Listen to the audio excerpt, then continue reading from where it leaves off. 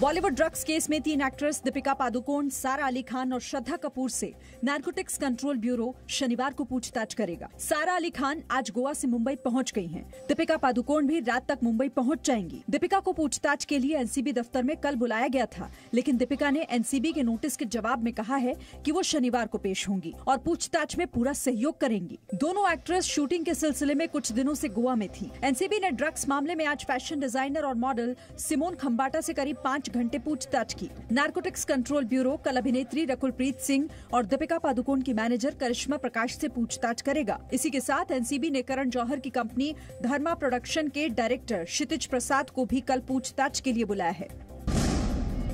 सुशांत सिंह मौत मामले में ड्रग्स को लेकर रिया चक्रवर्ती और उनके भाई शोभिक चक्रवर्ती की जमानत याचिका पर बॉम्बे हाईकोर्ट में सुनवाई 29 सितंबर तक टल गई है।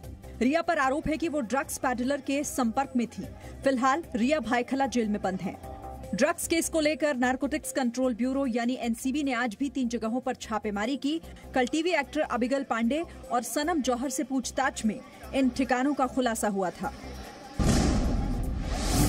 फिल्म अभिनेत्री कंगना रनौत की बीएमसी के खिलाफ लगाई गई याचिका पर आज बॉम्बे हाईकोर्ट में सुनवाई हुई। कोर्ट कल फिर इस मामले पर सुनवाई करेगा। कंगना ने ये याचिका अपने ऑफिस मणिकर्णिका फिल्म्स में तोड़फोड़ के खिलाफ लगाई थी। केस की सुनवाई के दौरान बॉम्बे हाईकोर्ट ने बीएमसी की कार्रवाई पर सवाल उठाए। कोर्ट ने कहा कि कंगना का ऑफिस तोड़ने में बीएमसी ने जितनी तेजी दिखाई, उतनी तेजी दूसरे कामों में दिखाई देती तो मुंबई में इतने हादसे नहीं होते। शिवसेना नेता संजय राउत और बीएमसी ने जवाब देने के लिए कोर्ट से समय मांगा है। कंगना ने ट्वीट करते हुए कहा है कि माननीय हाईकोर्ट, मेरी आंखों में आंसू आ गए। मुंबई की बरसात में मेरा घर गिर रहा है। आपने मेरे टूटे हुए घर के बारे में इतना सोचा, ये मेरे लिए बहुत है। मेरे घाव पर मरहम लगाने के लिए धन्यवाद। मुझे वो सब वापस मिल गया जो मैंने खोया था।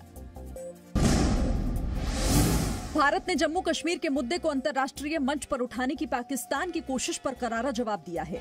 Conference on interaction and confidence building measures in Asia यानी CICA की स्पेशल मिनिस्ट्रियल मीटिंग में भारत ने राइट टू रिप्लाई में कहा कि पाकिस्तान ने भारत के खिलाफ फर्जी कहानी फैलाने के लिए एक और फोरम का गलत इस्तेमाल किया है। भारत ने साफ तौर पर कहा है कि जम्मू कश्मीर और लद्दाख के केंद्र शासित प्रदेश भारत का अभिन्न हिस्सा रहे हैं और रहेंगे।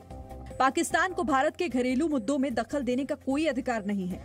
वहीं विदेश मंत्रालय ने यह भी कहा है कि गिलगिट बाल्टिस्तान भारत का अभिन्न हिस्सा है और पाकिस्तान को इसका दर्जा बदलने का हक नहीं है।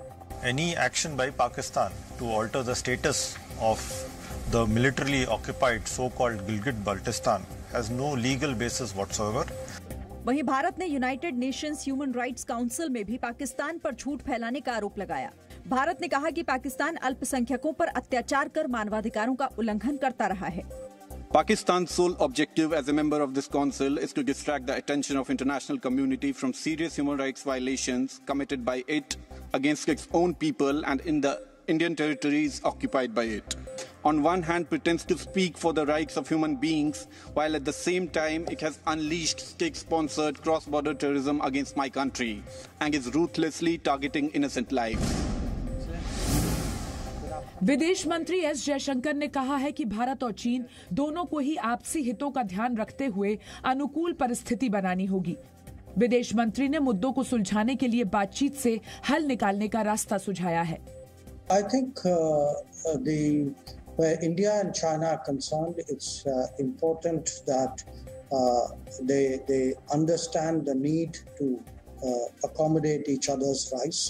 I mean, clearly they will have some common interests and many interests which are more individual or nationally centered.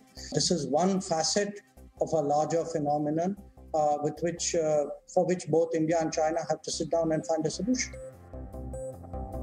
विदेश मंत्रालय ने कहा है कि भारत और चीन के बीच working mechanism for consultation and coordination की बैठक जल्द होगी।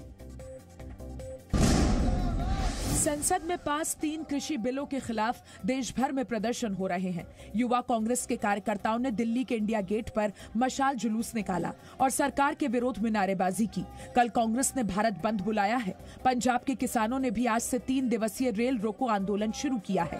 किसानों के विरोध प्रदर्शन को ध्यान में रखते हुए फिरोजपुर डिवीजन ने स्पेशल ट्रेनों के आने जाने पर रोक लगा दी है। बहुजन समाज पार्टी के अध्यक्ष मायावती ने भी बिल का विरोध करते हुए कहा कि वैसे तो संसद लोकतंत्र का मंदिर ही कहलाता है, फिर भी इसकी मर्यादा अनेकों बार तार-तार हुई है।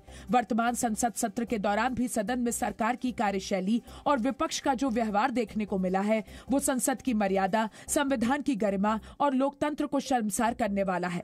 अति दुखद। केंद्रीय सूचना एवं प्रसारण मंत्री प्रकाश जावड़ेकर ने विपक्षी दलों की राजनीति को दिशाहीन बताया। विपक्षी दलों का राजनीति दिशाहीन हो गई है, क्योंकि जब उनका अधिकार था संसद में बैठने का, बोलने का, अपनी राय जताने का, तो वो अधिकार उन्होंने छोड़ दिया, वॉकआउट किया और बाहर जाके धरने प्रदर्शन कर रहे हैं। प्रधानमंत्री नरेंद्र मोदी ने फिट इंडिया मूवमेंट की पहली सालगिरह पर कई हस्तियों से बात की। ऑनलाइन कॉन्फ्रेंस के जरिए प्रधानमंत्री मोदी ने फिटनेस जगत से जुड़े लोगों से संवाद किया। प्रधानमंत्री के इस डायलॉग का मकसद देश के लोगों को फिट रहने के लिए प्रेरित करना था। 1 साल के भीतर ये फिटनेस मूवमेंट ऑफ पीपल भी बन चुका है।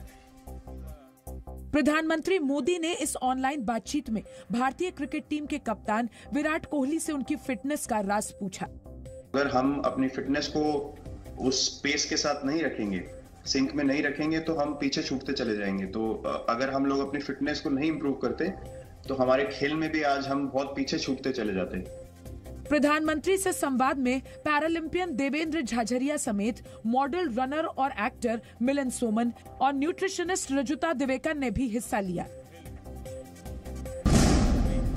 महिलाओं के साथ हो रहे अपराध पर लगाम लगाने के लिए योगी सरकार ने बड़ा फैसला लिया है।